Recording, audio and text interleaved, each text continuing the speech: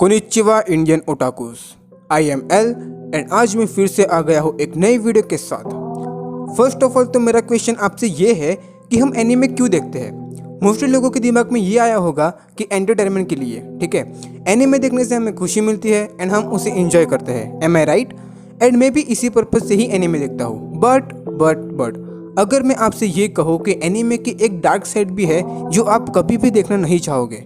Yes friends, आज हम ऐसे ही टॉप 5 डार्क एनीमे के बारे में देखेंगे जिसे देखकर आप डिप्रेशन में जा सकते हैं या फिर आप एनीमे देखना ही छोड़ दो। सो देखते हैं ये कौन से एनीमे हैं। चलते हैं सीधे हमारे वीडियो पर। Let's roll the intro.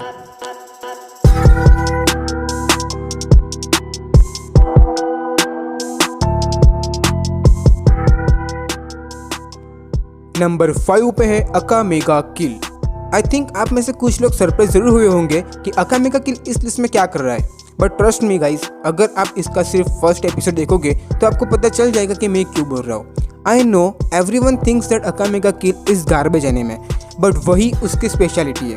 अकामेगा किल में आपको कंटिन्यूस डेथ देखने को मिलेंगी, चाहे वो पॉजिटिव साइड की हो या फिर नेगेटिव। एक भी एपिसोड ऐसा नहीं है जिसमें आपको किसी कैरेक्टर की डेथ देखने को न मिले। इस एनीमे में टोटल 24 एपिसोड्स है एंड सारे एपिसोड बहुत ही डार्क है। आप इस एनीमे से साइकोलॉजिकली कनेक्ट हो जाओगे। Even the last episode and it deserve to be in top 5 dark anime even if it is in the action anime. So guys, I recommend you कि आप इसे देखें। नंबर 4 पे है अनोदर। हम डार्क एनीमे किसे कहते हैं? जो कि हॉरर हो या फिर बहुत सारा सस्पेंस हो? नहीं, डार्क एनीमे वो होता है जिसमें हम एनीमे के कैरेक्टर्स के डार्क साइड को देखकर अपने आप के साथ उसे रिलेट करने लगते हैं। जिस एनीमे में आपको हैप्पीनेस का एक सिंगल एटम भी ना मिले। And another is also similar to that. Another का जोनर एक्चुअल में हॉरर है but it's way too dark for me. मैं ट्राई करूंगा कि आपको कम से कम स्पॉइलर दूं। ये एनीमे एक स्कूल के ऊपर बेस्ड है जिस पर कर्स लगा हुआ है। जब हमारे मेन प्रोटोगोनिस्ट कोइची उसी स्कूल में एडमिशन लेता है तो फिर से वो कर्स एक्टिव हो जाता है एंड सारे बच्चों की एक एक करके मौत होने लगती है।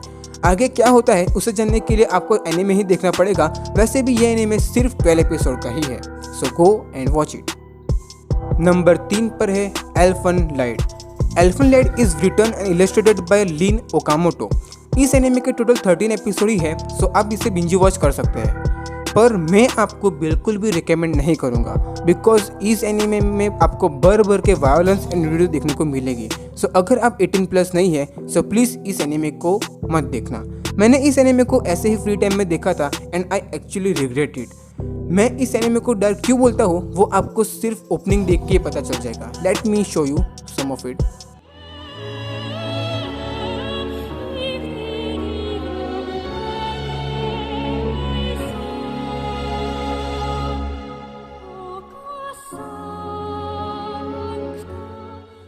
इस एनीमे में एक छोटी बच्ची होती है जिस पर बहुत सारे एक्सपेरिमेंट किए जाते हैं एंड बाद में एक मिस्टीरियस पावर के साथ वो उस बेस में सारे इंसानों को मार कर वहाँ से भाग जाती है। वो अपने बचपन की सारी मेमोरीज खो देती है एंड इसी पर आगे की कहानी कंटिन्यू होती है। सो हमें उसकी साइकोलॉजी दिखाई जाती है जो कि बहुत ही ज़्यादा डार्क है। नंबर 2 पर है perfect blue. Perfect blue is one of my favourite dark psychological anime. Perfect blue dark anime का एक परफेक्ट एग्जांपल है जो कि रियलिटी से बहुत ही ज़्यादा कनेक्टेड है। परफेक्ट ब्लू 28 फरवरी 1998 को रिलीज हुआ था, सो आपको अंदाजा लग ही गया होगा कि इसके एनिमेशन 90s की टाइप की है। परफेक्ट ब्लू में हमें मीमा किरियोगे की स्टोरी दिखाई जाती है जो कि एक बहुत बड़े फेमस J-pop आइडल ग्रुप जाम की मेंबर है। कुछ टाइम के बाद मीमा अपनी लाइफ से बोर होकर कुछ नया करना चाहती थी, सो उसने जाम ग्रुप को छोड़कर अपने पैशन एक्टिंग में आगे बढ़ने का सोचा।